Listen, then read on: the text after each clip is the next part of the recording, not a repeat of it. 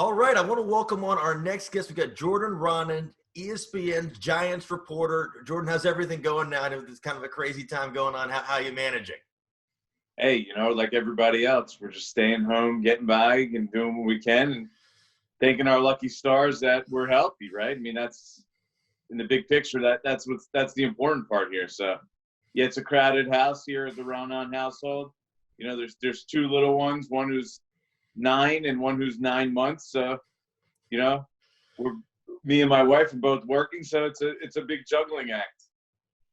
Yeah, that's wild. It must be just kind of it's different type of off season there. So yeah, for sure. I was thinking about it. The difference between like the quarantine for single people or people, are just living by themselves, and then like people with kids and families, two completely different things. You probably have more free time than you know what to do with.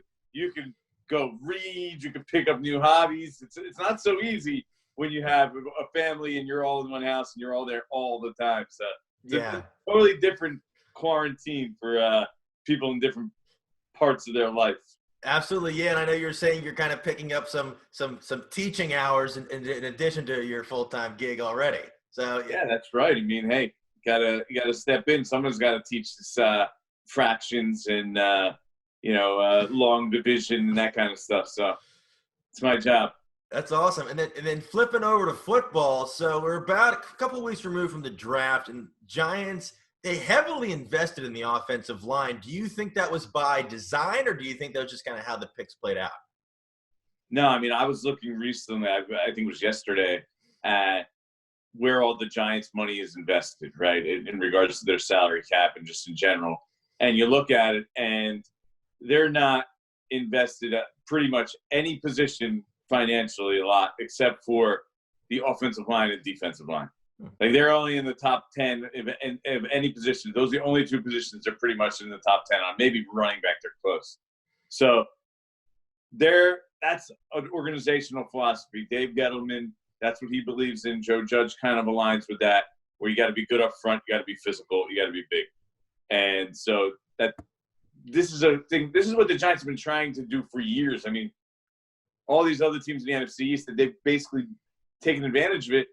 They've gone into every game against the Giants since probably 2012, saying we can take advantage of their offensive line. This is the matchup we need to win, right? If we can go, we can get to Eli and we can hit the quarterback. And teams have done it very well for the last 6, 7, 8 years now, because they haven't been able to get their offensive line right. So this is Dave Gettleman's third year. He hasn't gotten right in his first 2 years, and he tried. He's definitely tried. Yeah. But the Nate Solder signing hadn't really worked great. They haven't found the center. He signed Patrick Omameh, who had as his big free agent signing his first year. He was cut before the end of the year. Eric Flowers, he tried to move him to right tackle. They tried to make something out of that rather than cutting bait when he first came, and none of it worked. So this is sort of his last-ditch effort we need to fix the offensive line, as he likes to say, the hog mollies. So this draft, it was pretty clear that was a focus. The Giants were making sure that they finally try and get this right. Now, we don't know if they did get it right, but they certainly invested in it. And Dave Gettleman's fate now pretty much lies in this offensive line and their ability, and even the defensive line, really, and their ability to pretty much dominate games, because that's the only way the Giants are going to win. Yeah, I know last year the offensive line was a little bit of an issue. I know Daniel Jones did struggle a little bit with turnovers, but that could be attributed to not having proper pass protection. But just glancing over at the schedule. Partially. Yeah, yeah. But when you're glancing over the schedule and you see Pittsburgh, Chicago, San Fran in the first 3 weeks, they've got to be thanking their lucky stars that they did invest in the offensive line. Yeah, absolutely. I mean, as it turns out, the Giants have a tough schedule. Like, you name those three teams. Name them again. Pittsburgh, Chicago, and San Francisco. Yeah. All you consider them all pretty good teams, so you think they're all going to be pretty good. If you think about it, 2 of those 3 teams last year didn't even make the playoffs, right? Yeah. The Bears and who was the first one? Pittsburgh. But now there was reasons for it. But those 2 teams, the way the schedule worked out is the Giants end up with a bunch of teams that had down years last year, but people think are going to be good again this year. Yeah. So even though they're supposed to have one of the easy schedules, if it go by projections and win totals, it turns out they have a hard schedule. So yes, that's part of the deal. They end up with teams like the Bears. They end up with the Steelers. Even the Browns have a pretty good pass rushers there on the schedule. That whole AFC North. The AFC West is tough this year. Yeah. You know, Chandler Jones in Arizona, the San Francisco defense. Seattle, we know what Seattle's been for years. And then Arizona, we already said Arizona. And then the Rams. So, yeah, the Giants, they're going to need the offensive line to play well. Even the Redskins. Chase Young is there now. What's the Redskins' strength? It's probably that defensive line, probably rushing the passer. Yep. So, and DeMarcus Lawrence, they haven't been able to handle forever. The Eagles' defensive line is pretty much the strength of their team with Fletcher Cox, Brandon Graham, Derek Barnett. For years, they dominated. You know, the Eagles, last time the Giants beat the Eagles was 2016 when Ben McAdoo Really? was coach. Wow. So the Eagles have won 7 straight. They've totally dominated. And that biggest reason for that has been the defensive line against the Giants offensive line. So, yeah, absolutely necessary. And we're going to see right away how much it could actually pay off, which is a tough thing to do because it's a unit where cohesiveness matters. So early in the season, that's a tough one. Yeah, because just looking at this, I'm just looking schedule by schedule. I just see T.J. Watt, Khalil Mack, Nick Bosa. Then you've got the Rams, Aaron Donald, then DeMarcus Lawrence, Chase Young, Fletcher Cox, and then you got JTP and Shaq Barrett. Like it's not going to be an easy slate, especially just with those edge rushers. It's going to be no.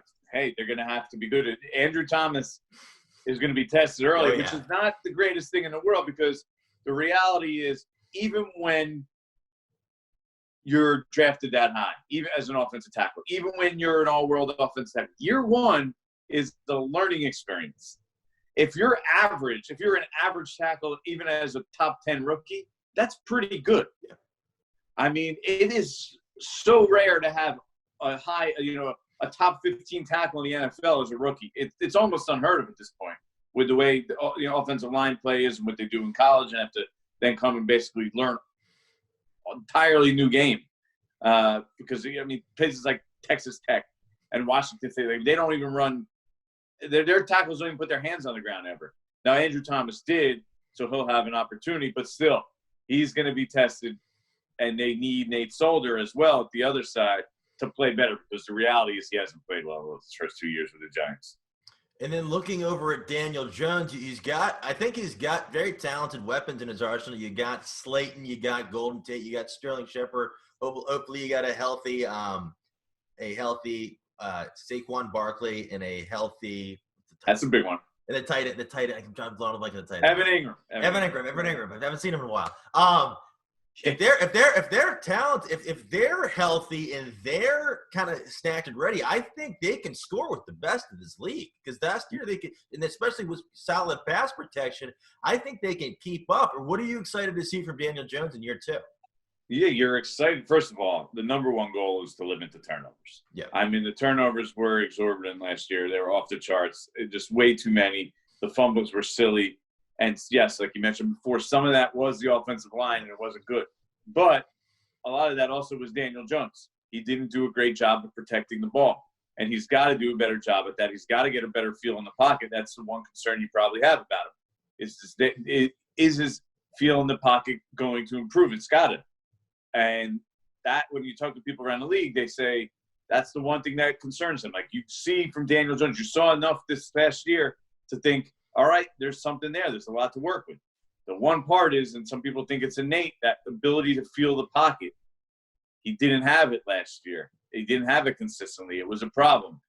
They're going to have to find a way to make sure he gets the ball out quicker, protects the ball better, because they do have weapons. Now, the big caveat is they have to stay healthy. They're not extremely deep, right? And last year, nobody stayed healthy. They didn't have them together for a single game. Not one single game. Did those guys you mentioned, Ingram, Saquon, Golden Tate, Shepard, all of them together. Not one. Wow. So the hope is that they can have it. And the reality with this team is, I mentioned before about where they're invested in, they used 3 straight top 6 picks. on Saquon Barkley, Daniel Jones, and now Andrew Thomas. What's the common thread there? Offense, offense, offense. Okay, so if you're using all these top in the first round picks, all these top 6 picks, which are their premium assets, on offense, their offense better be good because your defense isn't going to be that good. They're not overly talented on defense. They don't have, if you really look at it, a single defensive difference maker. So that offense is going to have to score points. If this team wants to be any good, if they want to be 8-8, that offense has to be a top 10 offense. They have to. They're invested there. They have all these pieces there. I mean, Golden Tate was their big offensive season signing last year. He's on the defense, offensive side as well. So, I mean, the year before, Nate Sullivan. So, if all these resources are being put into the offense, your offense better be good if you want to have any chance to win games. So, but it'll be interesting because Daniel Jones, you would expect him to get better. You'd expect his ball protection to get better. You'd expect that year 2 growth. And so you see that growth with these guys that are weapons. Saquon hopefully has a bounce back year. He was injured last year. I think that really derailed his season. Evan Ingram, same thing. You hope, you cross your fingers. That's all you can do at this point with him and pray that he stays healthy. And, then you have Golden Tate and Sterling Shepard. Again, you have to hope he stays healthy because he's had concussion problems. Yeah. It's definitely a concern moving forward. And so you put all that together, and then Slayton, you hope he grows a little bit. You say, this could be, with an improved offensive line, this could be an offense that does some damage. There's going to be some weeks where this offense could win them some games. And I think that's a reasonable request and expectation. Yeah, absolutely. The offense, I'm not too concerned about the defense they did invest in. I know they gave James Bradbury a big contract. Did you like that signing just to kind of help bolster the secondary? They needed a veteran cornerback, okay? So they realized Byron Jones wasn't going to happen. They were in that one. They weren't going to land Byron Jones. So they said, next on the list, James Bradbury. Are you going to argue that? I mean, they needed a cornerback. They don't have – their other cornerbacks on the roster are all 23, 24 years old, completely unproven. You don't know if any of them could even play or start. So you needed somebody to fill that role, and Bradbury was the guy. Now, I have some concerns in that James Bradbury, for the most part, has been a zone cornerback. He's not a straight speed guy. That's not his strength. He plays physical press man at the line of scrimmage, but can he hold up man-to-man coverage in what the Giants are going to do? So I think that'll be something interesting to watch. They believe so, but we'll happen to see. We'll see because it's not what his specialty was, and it's not what they did in Carolina most of the time. Yeah, definitely. And then I saw your record projection. You had them at 6-10. Do you think that's on the low end, or do you think they could exceed that expectation? I think that's about the average. I think they have a tough schedule. One, they're still in a rebuild. The way I look at it, this is year 2. It should not even. This is really the full year because they still ran back Eli at the start of last season. But so they're in the midst of a rebuild. They couldn't do everything this year. They didn't address pass rush the way they would like to. They still need some of these defensive guys to develop into difference makers. I don't know. They're praying that some of them do, but do you really know that? Like, how many years are we going to sit here and say Leonard Williams should be, a dominant player? He's in year, what? 5, 6? Yeah. Yeah. And he played through his 5th-year option last year. The Jets totally were just done with him. So they need some of these guys to develop. I think they could be better than 6-10 if Daniel Jones is the real deal. And he takes them and carries them, like we said before. And their offense is good, and he's good enough to win them games, right? Then I could see them go 8-8, 9-7 if everything goes right or something like that. But, yeah, otherwise, 6 or 7 is probably where I see them at. Things go poorly, a couple guys get injured, they could definitely dip into 5, and they lose the wrong guys. 4 wins, and Dave Gettleman, his future is in big trouble. Yeah, definitely. I think it's going to be a very interesting season. And I think the NFC East is wide open. Like last year, the fact that the Eagles won it on what was the second last week of the season because Dallas just couldn't beat a plus 500 team. I think that the division's open. Yeah, they had to come back and beat the Giants in overtime. Yeah. Actually, in week 16. That's it. And and that they definitely were not a great team, and we're the same way this year. I think it's looked at as the Eagles and the Cowboys are step above, or 2 steps above, maybe even the Giants and the Redskins. They're not great teams, but one of the 2 of them will probably win it. And if you go 9-7, you have a shot to be the division winner. I mean, let's be honest. And that's the reality. Now, the Eagles, if you think about it, they've been a pretty consistently good team for the last 4 or 5 years, probably. So the floor is probably 9 wins. I think they won 9 last year, right? So they're probably going to win their 8, 9, 10 games. I mean, that's pretty much what the Eagles' range has been. As long as they have Carson Wentz and he's healthy, which is a big if, they're probably going to be in that range. And the Cowboys, we know they have all that talent, but can they really put it together? Are they a good team? And then the Redskins and the Giants, or the Redskins and the Giants, they got a long way to go. The Redskins are just happy to be there. Well, that'll be the interesting part. I mean, this is year 2 of the Daniel Jones, Dwayne Haskins conversation. Yeah. I mean, right now after year 1, everyone has shifted over clearly to the Daniel Jones side over to Dwayne Haskins side. Yeah. But do we really know what Dwayne Haskins is going to be? I think this is the year we find out. I think we have an idea where Daniel Jones is going to be. Yeah. Right? He's going to be a quality quarterback. How good, who knows? But he's going to be average to quality. And then Dwayne Haskins, we're just in a wait and see. Yeah. And that'll determine the Redskins' fate. Let's be honest. If you don't have a quarterback, you don't have a chance in this league. When the Redskins threw in Haskins last year, that game at the Meadowlands, what were your initial thoughts? The first game you're talking about. Yeah. I mean, it was almost laughable. You felt bad for him because he's thrown into the mix without getting any practice time. And it's like, how does that make any sense? Like, what are you doing to the kid? It's just putting him in a bad spot. He has no chance, right? I mean, what realistically, they don't think he's ready. They didn't think he was ready. That was very well known, right? And then in the middle of the game, the coach makes a decision after not practicing him all week. It's like, what is this? The Redskins, they got problems. And, clearly it was a curious move at best. And it probably was done out of desperation / with the intent to, all right, here, you guys want to see him? Here's what you're going to see. I mean, that's what happened the year before. The Giants did the same thing. Pat Shurmur did it. Who'd he do? Oh, Kylo Leto. Oh, yeah, I forgot about that. And that was actually against the Redskins, too. And the Giants were up 41-0.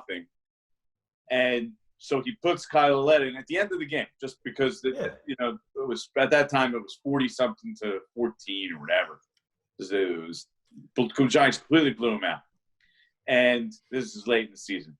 And so he puts Kylo Leto in, Pat Shurmur, and he throws 3 passes or something in the fourth quarter, and one of them is intercepted. And he didn't do well. And Pat Shurmur, after in the press conference, says something along the lines of, I hope you saw what you wanted to see.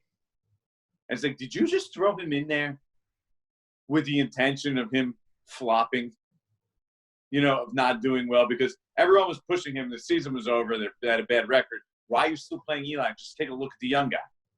And he was saying, we want to win games. So here, you want to see the young quarterback? Here you go. And that was sort of the feeling you got with Dwayne Haskins getting thrown in there. Oh, we're losing. We're playing terribly. Fine. You want to see Dwayne Haskins? Here what you got. Here's what we got right now. Here's what we're working with. Even though we're not giving him much of a chance in this game because he didn't even practice this week with any of the first team. No. Yeah, I think this year you'll get to see the real Dwayne Haskins, hopefully, even though they did have the coaching shift. They gave him a couple – they really didn't invest too much in the offense and free agency. I know they were looking at Amari Cooper. I think he just opted to go back. Even the Redskins, I think, made him the biggest offer. Looking at Dawson Hooper, went to Cleveland. And in the draft, They grabbed Antonio Gibson from Memphis in the third round. Antonio Gandy-Gold in the fourth. Golden. Not really splashy names, but they're talented players. You can maybe give it's a better offense around him than it was last year. So hopefully you can see, because this is a big year for him. It's gonna be very interesting in DC. Is it really though? Like, who are the Redskins' weapons?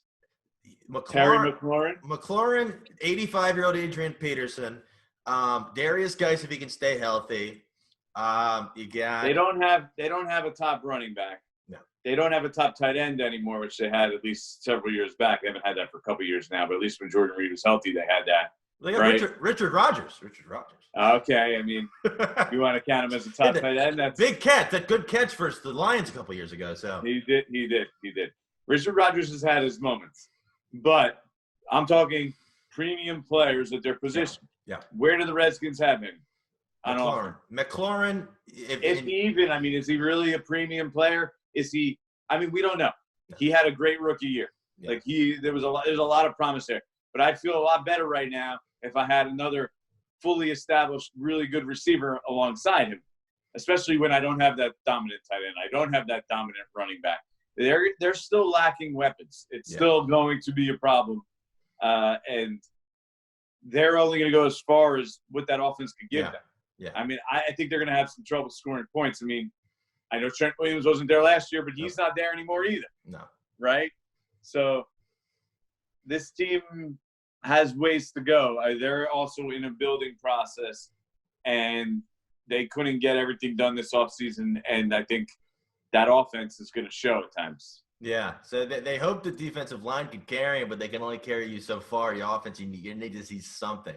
And then so flipping over to basketball, I'm sure you've been watching The Last Dance over the past years. We only got one more weekend left of it. What's been your main takeaway just watching it and just kind of just recounting some of these old games?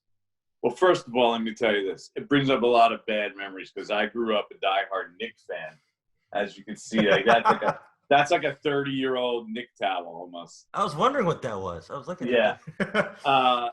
So the nemesis of my childhood was Michael Jordan. I hated Michael Jordan. I mean, they beat the Knicks every year. The Ewing, John Starks, Charles Oakley, Xavier McDaniel, all these guys. Ron Harper eventually played for them. I mean, guys like that. I mean, it's tough to rewatch it because I respect, in retrospect, Michael Jordan because he was the greatest player I've ever seen in my life by a fairly wide margin. He could do everything.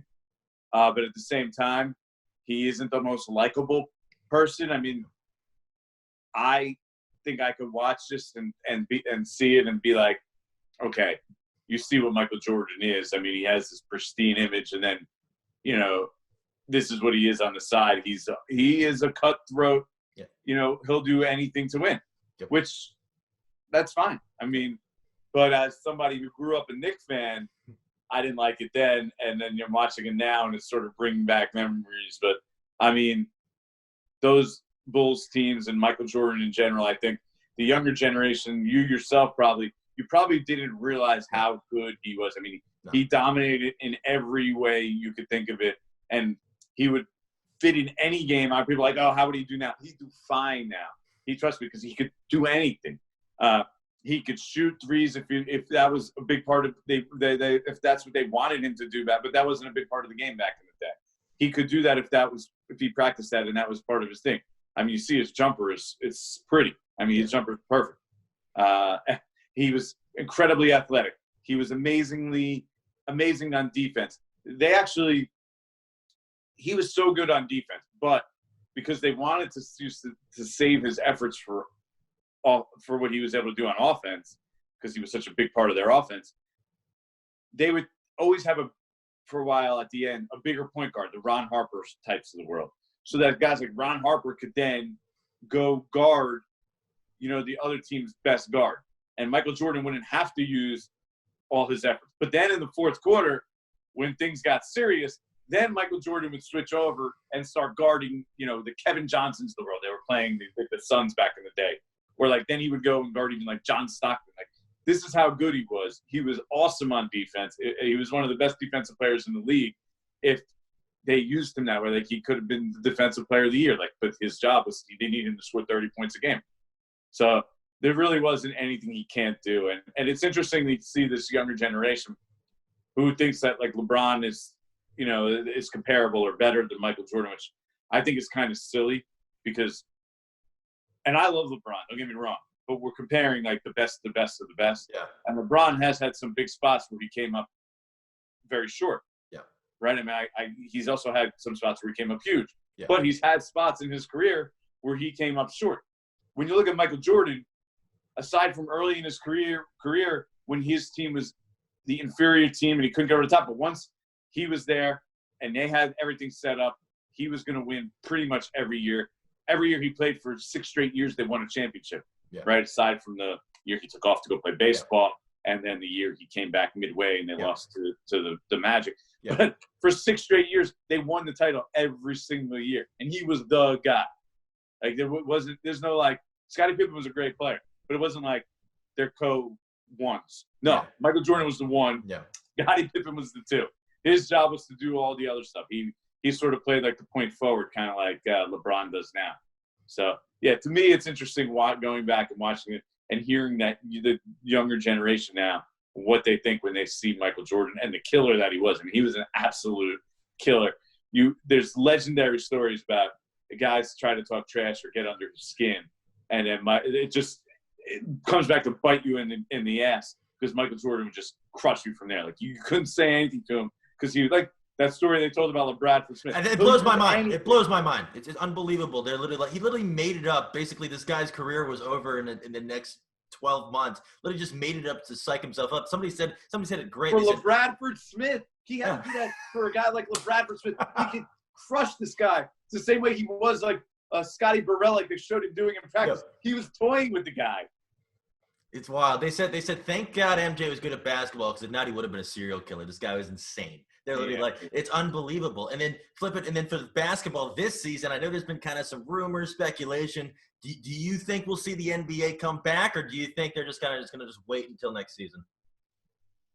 It sounds like sports are coming back, right? Because if you look to me, when you look at it, you'll look at, okay, international sports. You see the Korean Baseball League came back, right? You see now the German Bundesliga. You see the Real Madrid and Barcelona. So Spanish soccer, you saw it started teams getting together. So when you see these things happening elsewhere, right, we're behind the rest of the world with the whole coronavirus. So if they're able to get to that point, you would think, and it seems like we're trending toward, okay, we're getting to that point. Just on the scale, we're on the calendar, we're a month or 2 behind them, right? So I think the key is going to be the German Bundesliga to me. Interesting. The German soccer league, when they get back and start playing, which if I remember off the top of my head, it's I think in like a month. Yeah, I think it's on June 1st. Yeah, something. It might be like mid-June, but somewhere around there, mid or early June. If these other countries and these other major sports in these other countries are able to pull it off, I think it's a good foreshadowing of what we're going to have here a month or 2 or so later, because we'll be taking keys as a country and the sports leagues of what they're able to do in other parts of the world. And if they're able to be successful and it goes off without a hitch, that's going to be the key. Yeah. They're like all these other places are like the guinea pigs. If people start contracting the coronavirus and start spreading, then we'll never even get to the point where we play. So so we're all on a wait and see. Nobody knows for real what's going to happen. I think that's the key here. Nobody should really make assumptions that anything's going to happen. We don't know anything about what's going to happen tomorrow, the next week, or a month, 2 after that. No. We're just guesstimating and everyone's trying to make contingencies right now. And that's sort of where the sports world seems to be.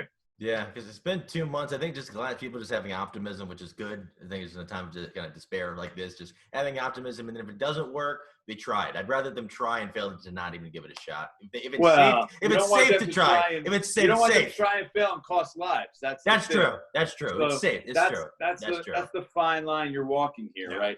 If people start, the NBA comes back and people start contracting it, and then like some of these older support staff people, because that's the people that are higher risk. Yeah. And it starts spreading through them. Like, That's not You can't have that happen and risking people's lives to play basketball. It's not that important. It's basketball. It's football. It's whatever sport it is. So they have to really take it slowly, and I think that's what we're going to see is everything's going to be very careful, very slowly along the way.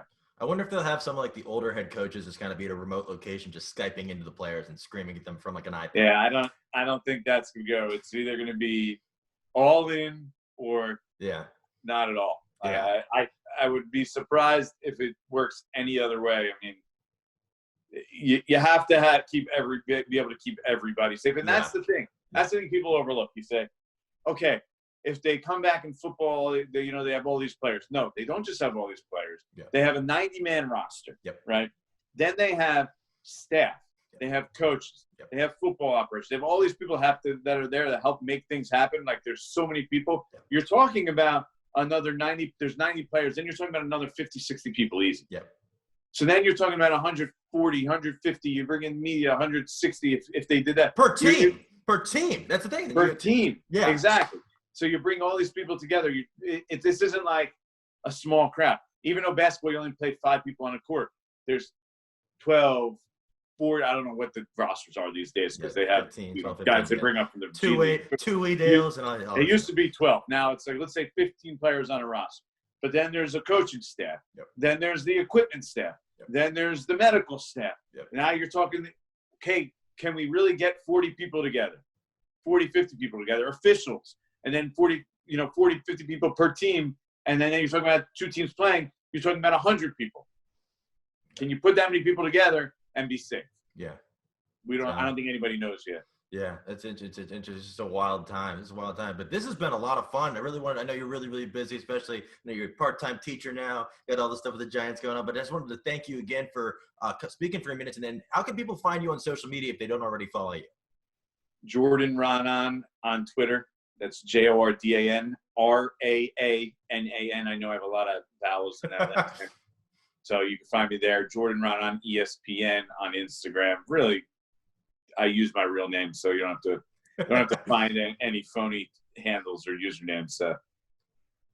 Cool. Awesome. Well, this has been a lot of fun. Just wanted to thank you again. I'm glad your family's doing well. Hopefully the country can kind of just get back gradually to where we were. So we can see football start back up in September. I think that'll just bring back a lot of normalcy, even if the fans aren't there. Just having something Sunday afternoon, just being stacked with games. I think that'll just kind of restore a lot of hope in a lot of people's lives. But this has been awesome, man.